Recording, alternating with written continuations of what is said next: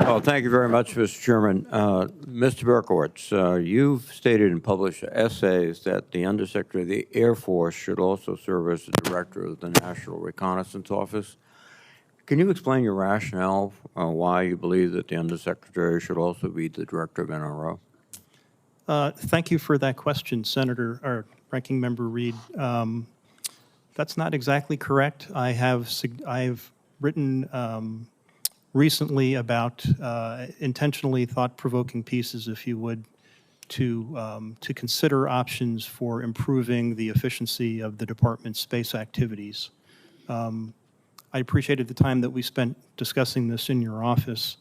What I'd note is that throughout much of the history of the National Security Space Program, either the Secretary, Undersecretary, or Assistant Secretary for Space in the Department of the Air Force was dual-hatted as the Director of the NRO.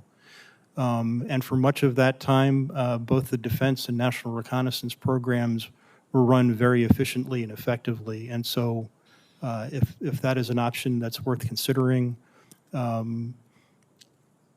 would support it if it was appropriate.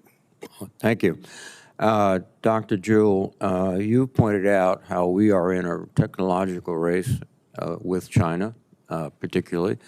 And I think we're sort of putting one hand behind or tying one hand up by cutting dramatically research in our universities. CDC and NIH, biological warfare is something that is not a historic fact now. So how can you help reverse this trend of undercutting our civilian as well as our military research organizations? Ranking Member Reed, as an academic researcher myself, and indeed one whose research portfolio depends mostly on department grants and contracts, or those given by industrial concerns that are ultimately funded by the Department of War, this is an issue that's near and dear to my heart. And within the purview of the position for which I'm nominated, I am to oversee the Defense 6.1 through 6.3, that is the basic research and the first couple of levels of applied research portfolios. I think strong continued investment in those early stages of research and development is critical. That's the seed corn that feeds later innovations that can be applied to benefit for the warfighter. So if confirmed, I will certainly take a hard look at resourcing levels and will not hesitate to advocate for the resources that are needed, both within the department and through external collaborators such as academia. Thank you very much. Mr. Kagi, you're going to be the first in this position, and can you give us a sense of what you perceive as the current limitations in the Department of Defense for developing capabilities, operational assessments, and then making the trade-off so that we can get in the hands of the warfighter the equipment they need?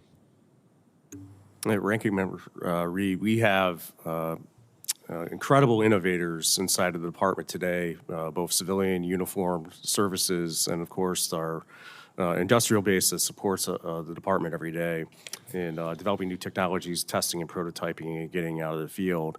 You know, that being said, we often hinder ourselves with our own bureaucracy, with overly burdensome rules and regulations that prevent us from doing experimenting and prototype at a more rapid clip.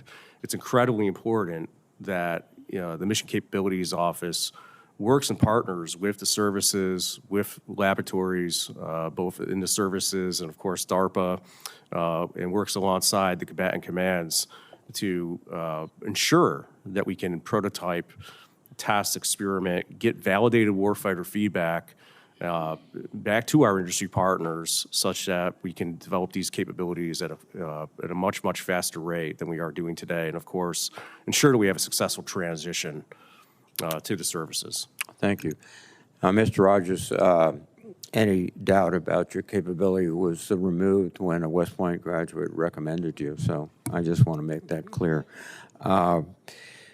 You've served with distinction in the SEALs. You know the importance of housing for the quality of life of service members, recruitment, retention, and one of the big focuses of your efforts, I hope, is going to be ensuring the high quality of both family housing and barracks, and your assurance would be appreciated. Ranking Member Reed, it's absolutely critical, and it is our responsibility to provide clean, comfortable, and safe housing for both our families and for our unaccompanied, meaning the barracks. This is absolutely critical. It is both a readiness and a retention issue, and it is at the core of our ability to fight. And so if confirmed, you absolutely have my commitment to focus on this area, given the impact it has on our sailors and our Marines globally. Thank you very much. Thank you, Mr. Chairman. Senator Reed,